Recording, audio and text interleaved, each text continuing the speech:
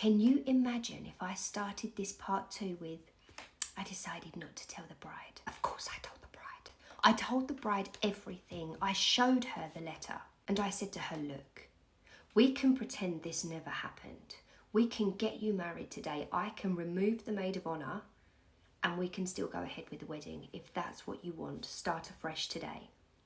But if you don't want to get married now, if you do not want to go ahead with this wedding, if you want sweet, petty revenge, then just leave it to me. Now let me tell you, if she decided to go through with the wedding, I would not be sitting here right now for a part 2. So obviously we went with my plan. And I have to be honest, it's one of my best. So we both acted like we didn't know anything.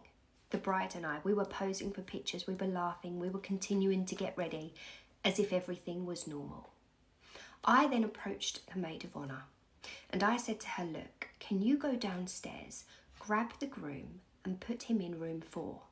The wedding's going to be starting soon and we just want to separate everybody so that we're organised, there's no chaos, everybody comes out of their room one at a time, we're good to go. She says yes, of course she does. And then I add, and if you could just stay in the room with him, just to make sure he doesn't go anywhere and he's findable when the time comes. This woman could barely contain her excitement in front of me.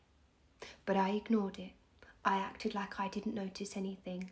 And off she trotted down to room 4 with the groom. Oh, I forgot to mention, as all of this was happening, the bride and I were on a FaceTime call.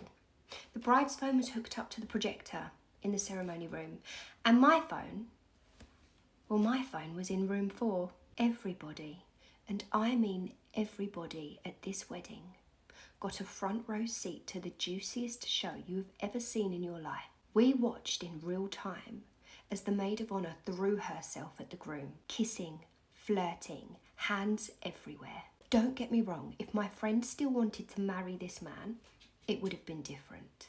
But as she no longer wanted to after finding out what she had, I just sat back and watched the show until the groom's mum jumped up and pulled the plug out of the wall just before it got X-rated. How disappointing. And for anybody worrying about the cost of the wedding and how it was all wasted, don't worry, the groom paid.